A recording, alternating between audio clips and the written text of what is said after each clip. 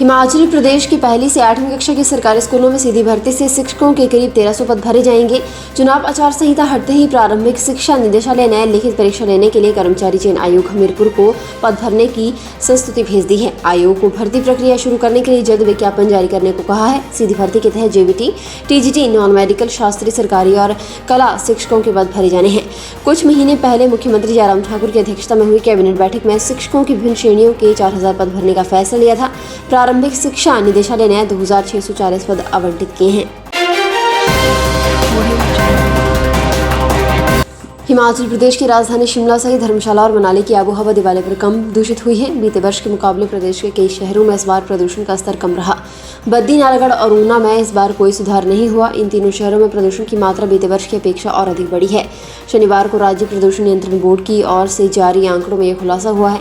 Air quality index को 0 से 50 तक अच्छा माना जाता है, 51 से 100 तक संतोषजनक, 101 से 200 तक सीमित, 201 से 300 तक घटिया और 301 से 400 तक बहुत घटिया और 401 से अधिक मात्रा को खतरनाक माना जाता है।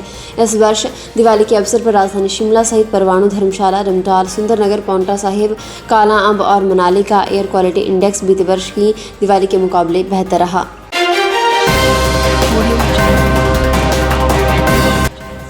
हिमाचल प्रदेश के लाहौल स्पीति की संसारी किलाड़ सड़क पर हुए भूस्खलन का मलबा हटाते समय सीमा सड़क संगठन का एक जवान शहीद हो गया।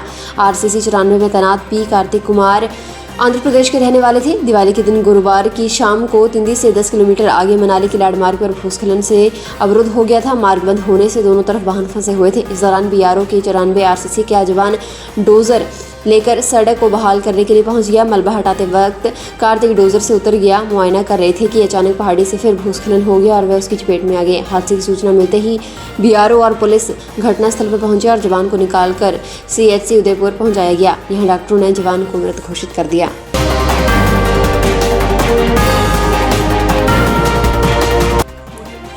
दिल्ली सहित उत्तर भारत के मैदानी क्षेत्रों में बढ़ रहे प्रदूषण से तंग आकर लोग पहाड़ों का रुख कर रहे हैं। राजधानी शिमला सहित मनाली, नारकंडा, कुफरी, चायल, कसौली और धर्मशाला सहित अन्य पर्यटन स्थलों पर पर्यटकों की संख्या में भारी इजाफा हो रहा है। दिवाली के बाद पहले ही वीकेंड पर हिल्स क्वीन शिमला में ऑक्यूपेंसी 70 से 80% पहुंच गई है। पहाड़ों के सुहावने मौसम का लुत्फ लेने के लिए दिल्ली, चंडीगढ़, पंजाब और हरियाणा से सबसे ज्यादा टूरिस्ट पहुंच रहे हैं। हरियाणा से शिमला घूमने आए योगराज, अंकुश सेठ और दीपक अरोड़ा ने बताया कि दिवाली के बाद प्रदूषण बढ़ने से मैदानी इलाकों में परेशानी बढ़ गई है। पहाड़ों की साफ आबोहवा में कुछ दिन बिताने के लिए शिमला पहुंचे हैं। कालका से शिमला आने वाली सभी ट्रेनें अगले एक हफ्ते के लिए एडवांस बुक चल रही हैं।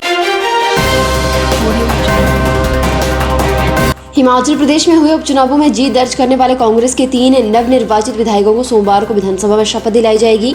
राज्य विधानसभा अध्यक्ष विपिन सिंह परमार अपने कक्ष में जुब्बल कोटखाई में विजय रोहित ठाकुर, फतेहपुर से विजयी भवानी सिंह पठानिया और अर्की से विजयी संजय अवस्थी को शपथ दिलाएंगे। शपथ ग्रहण करने के बाद यह तीनों प्रदेश विधानसभा के विधिवत तौर पर विधायक बन जाएंगे। शपथ ग्रहण समारोह के बाद प्रदेश विधानसभा में कांग्रेस विधायकों की संख्या 19 से बढ़कर 21 हो जाएगी। पूर्व मुख्यमंत्री वीरभद्र सिंह, पूर्व मंत्री सुजान सिंह पठानिया और पूर्व मुख्य सचेतक नरेंद्र बरागटा के निधन के चलते प्रदेश के 3 विधानसभा क्षेत्रों में 30 अक्टूबर को मतदान हुआ था। सब्सक्राइब करें हमारे YouTube चैनल को और ताज़ा खबरों की नोटिफिकेशन पाने के लिए प्रेस करें बेल आइकन को। हिमाचल प्रदेश पुलिस विभाग में कांस्टेबलों की 1334 पद भरने के लिए शारीरिक दक्षता परीक्षा के लिए तिथियां तय हो गई हैं। पुरुष कांस्टेबलों की 932, महिला कांस्टेबलों की 311 और पुरुष चालकों की 91 पदों के लिए भर्ती हो रही है। विभाग की ओर से दी गई जानकारी में बताया गया है कि 9 नवंबर से शारीरिक दक्षता परीक्षा होने जा रही है। उत्तरी रेंज में चंबा जिला के लिए पुलिस लाइन ग्राउंड में चंबा में ये परीक्षा 9 नवंबर से 19 नवंबर के बीच होगी। जिला कांगड़ा के लिए परीक्षा पुलिस लाइन ग्राउंड धर्मशाला में 24 नवंबर से 26 दिसंबर के मध्य होगी। ऊना जिला के लिए पुलिस लाइन ग्राउंड झलेड़ा में 3 जनवरी से 12 जनवरी के बीच होगी, जबकि मध्य रेंज में लाहौल स्पीति के लिए police line ground washing Kullu में ये परीक्षा 8 नवंबर से 9 नवंबर, कुल्लू जिला के लिए भी इसी ग्राउंड में 10 से 20 नवंबर, मंडी जिला के लिए 3rd IRV मैदान पंडोह में 22 नवंबर से 14 दिसंबर, बिलासपुर जिला के लिए 17 दिसंबर से 27 दिसंबर तक लुहणू मैदान और हमीरपुर जिला के लिए 3 जनवरी से 13 जनवरी के मध्य पुलिस मैदान हमीरपुर में परीक्षा होगी।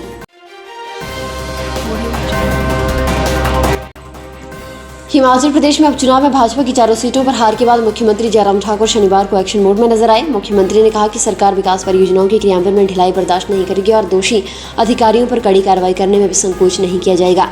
ये बात मुख्यमंत्री जयराम ठाकुर ने शनिवार को शिमला में राज्य सरकार के प्रशासनिक सचिवों के साथ हुई बैठक की अध्यक्षता करते हुए कही। सीएम ने कहा कि विभिन्न विकास परियोजनाओं से संबंधित लक्ष्य प्राप्त करने पर विशेष ध्यान दिया जाना चाहिए। नाबार्ड PMGSY के संबंध में लोक निर्माण विभाग की परियोजनाओं का कार्य समयबद्ध पूर्ण होना चाहिए।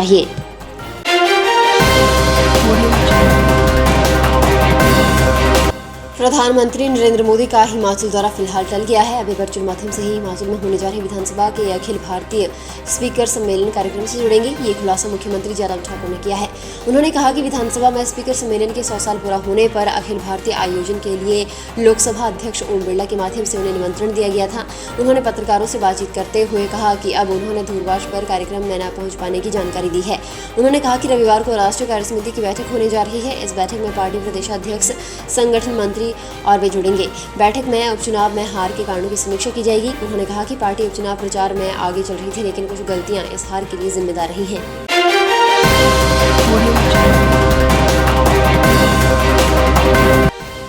मुख्यमंत्री जयराम ठाकुर ने 16 से 19 नवंबर 2021 तक शिमला में आयोजित होने वाले 82वें अखिल भारतीय पीठासीन अधिकारियों के सम्मेलन और विधानसभा निकायों के सचिवों के 68वें सम्मेलन के लिए व्यवस्थाओं की समीक्षा बैठक की अध्यक्षता की। उन्होंने कहा कि आम जनता को किसी प्रकार की असुविधा का सामना न करना पड़े, इसके लिए उचित यातायात योजना सुनिश्चित की जानी चाहिए। जयराम ठाकुर ने कहा कि लोकसभा द्वारा इस अवसर पर प्रदर्शनी का आयोजन किया जाएगा, जिसमें विभिन्न विभागों को अपने उत्पादों का प्रदर्शन करना चाहिए। उन्होंने ये भी जानकारी दी कि आयोजन के दौरान हिमाचली उत्पादों की भी प्रदर्शनी लगाई जाएगी। सचिव सामान्य प्रशासन विभाग देवेश कुमार ने मुख्यमंत्री और अन्य गणमान्य व्यक्तियों का स्वागत किया।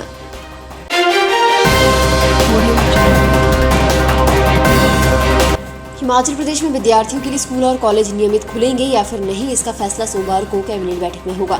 सोमवार को राज्य सचिवालय में मुख्यमंत्री जयराम ठाकुर की अध्यक्षता में सुबह 10:30 बजे कैबिनेट बैठक होगी। हालांकि दिवाली की छुट्टियों के बाद सोमवार से 8वीं से 12वीं तक के विद्यार्थियों के लिए स्कूल खुलने हैं। इसके बावजूद शिक्षा विभाग कैबिनेट बैठक में स्कूलों में कोरोना संक्रमण के बढ़ते मामलों से अवगत करवाएगा। विभागीय अधिकारियों की रिपोर्ट के आधार पर सरकार आगामी फैसला लेगी। स्वास्थ्य विभाग भी कोरोना संबंधी प्रस्तुति देगा। वहीं शिक्षा विभाग के अधिकारियों ने बताया कि कोरोना संक्रमण की चेन तोड़ने में दिवाली की छुट्टियां कारगर साबित हुई हैं।